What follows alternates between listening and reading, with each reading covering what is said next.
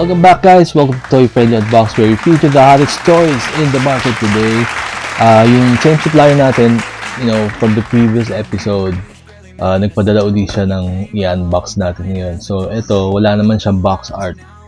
Pero, sinabi na sa atin, ito ay Super Saiyan 4 Gogeta naman.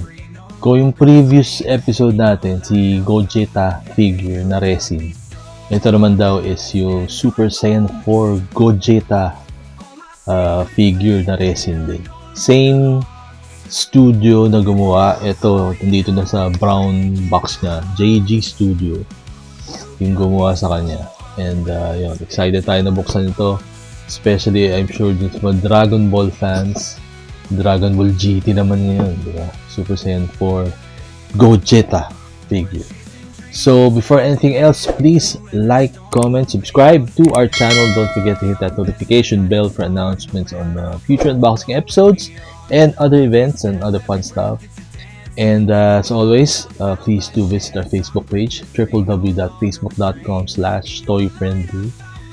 Sa Shopee rin and Lazada, visit our stores where you can avail a lot of discounts and other promotional vouchers to purchase your favorite toys.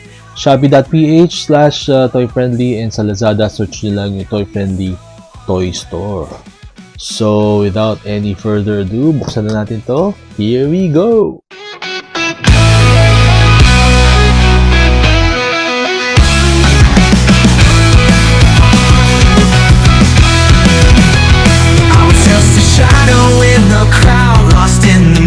Barely making a sound, then you came along, bright as the dawn, turned my world around. Now I'm reborn.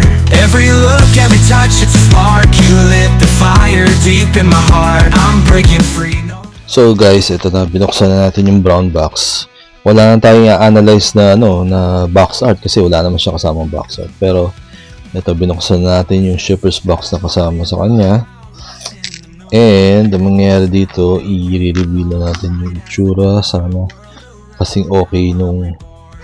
Wow! Look at that!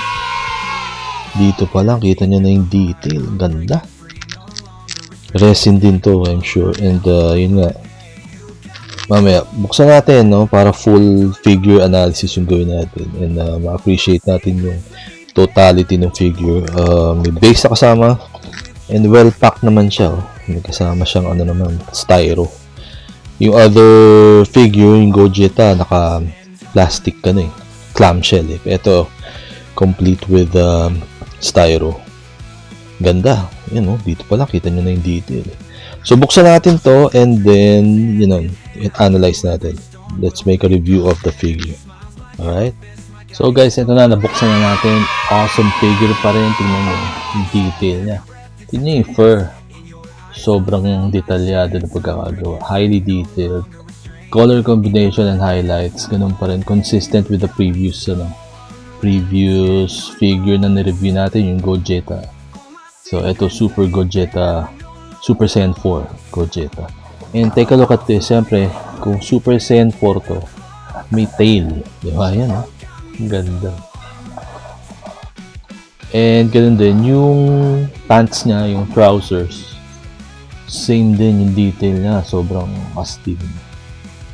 Yung minor details na, mga small details na importante, meron siya. And resin to, full resin. Ang ganda, guys. Lalo na pag nakita nyo to up close. Mamaya, sa montage, makikita nyo up close to. And, it's worth the buck. Ang ganda, guys. Super collectible siya talaga, and I promise you, hindi sayang yung pera nila. So if you want to purchase this and also the previous one, yung Gogeta figure, you can visit our Shopee store, shopee.ph/toyfriendly, and nakapost to doon. And also you can message us sa Facebook na rin para direct yung orders mo. This stands at about roughly 12 inches din, kagaya ng Gogeta figure na nireview natin previously. Ngayon, may isa lang gripe dito. So, may kasama siyang base. kasama siyang base.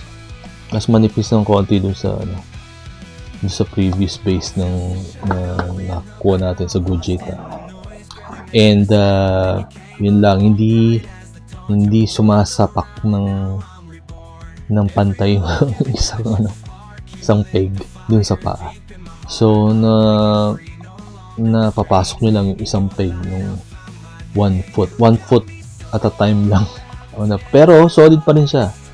Naging lang yung isa, parang naging silbi ng isa is parang stopper para hindi siya mag-wobble.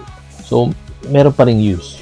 Hindi lang pantay, hindi lang sumapak yung isa, hindi lang sakto dun sa hole, dun sa isang foot. Pero nevertheless, pasok naman yung isa, and yung isa nag-act as guide or stopper. Okay, pwede pa rin. Okay pa rin siya. Again guys, this is the Super Saiyan 4 Gogeta figure. Ang ganda ng detail niya. Wala siyang masyado assembly aside from the base lang, gaya ng Gogeta figure na nireview natin. Pero yung details niya talaga panalo. And yung color combination niya, yun, ganda. Yung mga highlights nito. So, cue for montage. I'll see you in a while.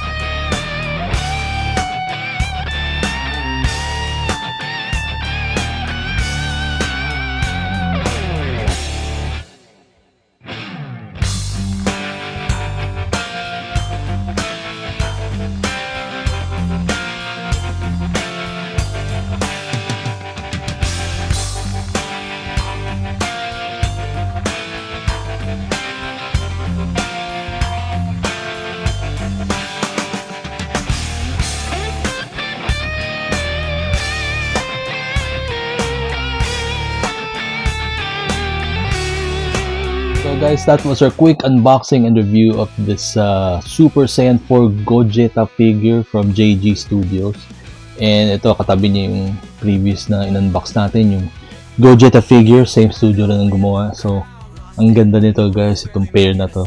So, kung gusto nyo mag-avail, please visit our store, Facebook store, www.facebook.com/toyfriendly. And also sa Shopee stores natin. Dun sa shopee.ph/toyfriendly. Nandun din kami sa Lazada. So, visit our store there sa Toy Friendly Toy Store. Search nyo lang sa Lazada. And again, please do not forget to like, comment, and subscribe to our channel. And don't forget to hit that notification bell for announcements on future unboxing episodes and other fun stuff. And again, as always, I'll see you in the next unboxing episode.